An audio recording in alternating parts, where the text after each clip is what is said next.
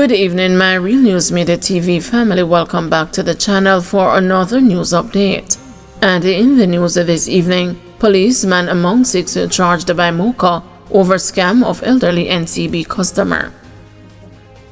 A policeman, a security guard, and a sales representative of a telecommunication company are among 6 persons charged by the Major Organized Crime and Anti-Corruption Agency in relation to operations last week in connection with a multi-million-dollar smishing scam of an elderly National Commercial Banker customer.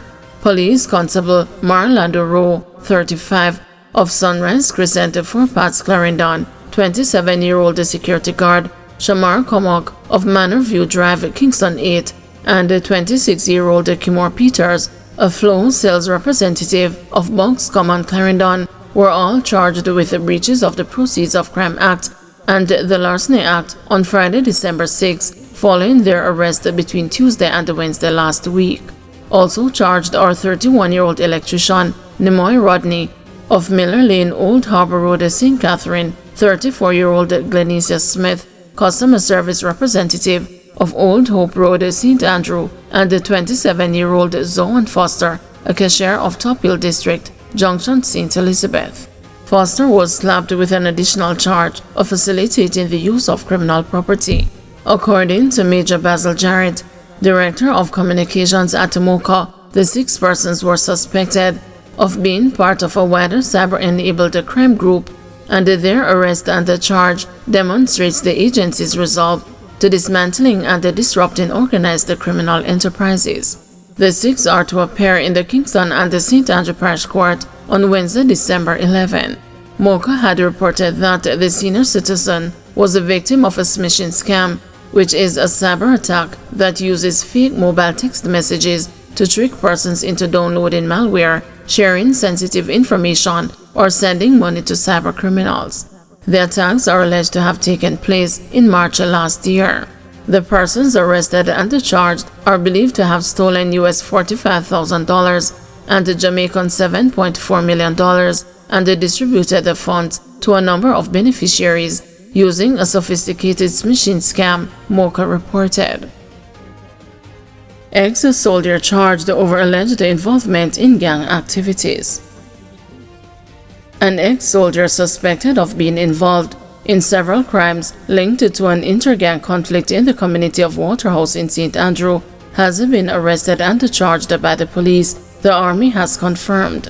His name and the charges have not been disclosed.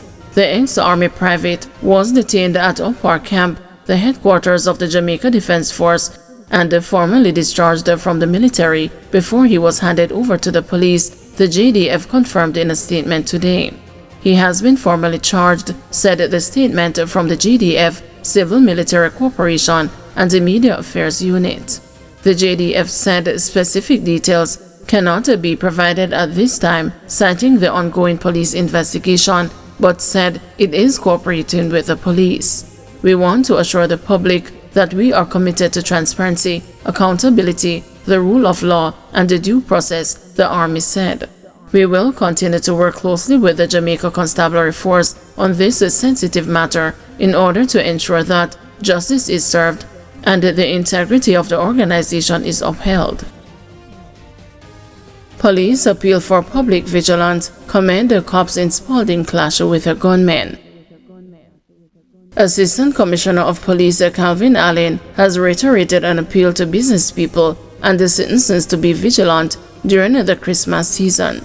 Allen, who is in charge of the police's Area 3, comprising Clarendon, Manchester, and St. Elizabeth, stressed the need for people to be cautious. Well, to all business persons, we are reminding everyone that this is the Yuletide season. So whether it is a business person or whether it is an individual going about their own personal shopping, engaging with ATM machines, or doing large withdrawal of cash, we want for you to be extremely alert.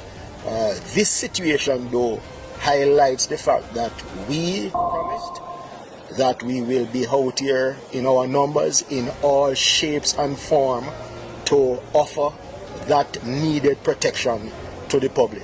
But at the same time, we are encouraging all business operators to be very vigilant in terms of how they operate, to engage with local officers when you have large cash to be transferred or to be removed to a particular area. We are ready to give that sort of support. Indeed, it is high commendation to the men. They are naturally putting in play the training that they have received and continue to receive from our various tactical departments. I just want people to understand that when we speak about the JCF and our commitment to law, order and security, we mean what we say, and we are going to ensure that we give of our utmost best to protect the public. 2 men in Spalding robbery attempt hospitalized under police guard. 2 of the 4 armed men who were wounded during a standoff with the police in Spalding, Clarendon on Sunday afternoon are in hospital under police guard.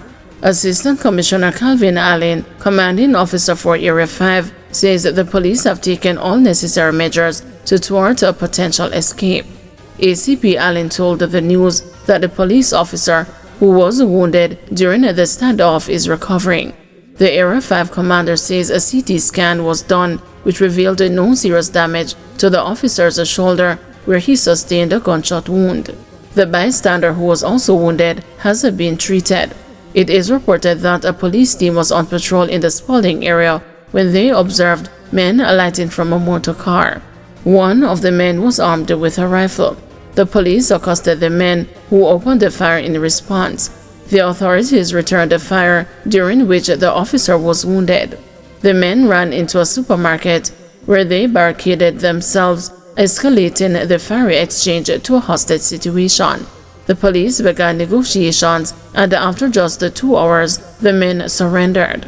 The 2 wounded gunmen were taken to hospital, and the others are in custody. The gunmen reportedly live-streamed their surrender. 4 weapons, including a rifle, were recovered.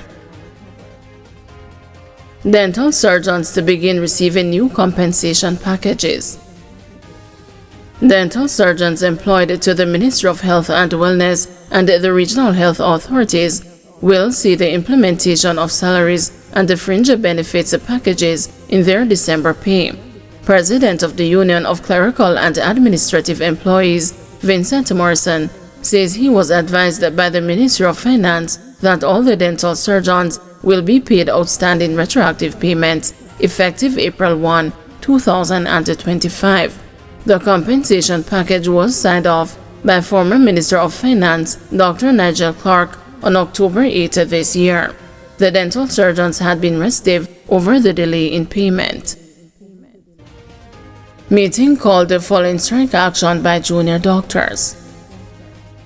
The Ministry of Labor and Social Security has intervened in the overtime pay dispute involving the Jamaica Medical Doctors Association and the Ministries of Health and Finance after some junior doctors took industrial action on Monday morning.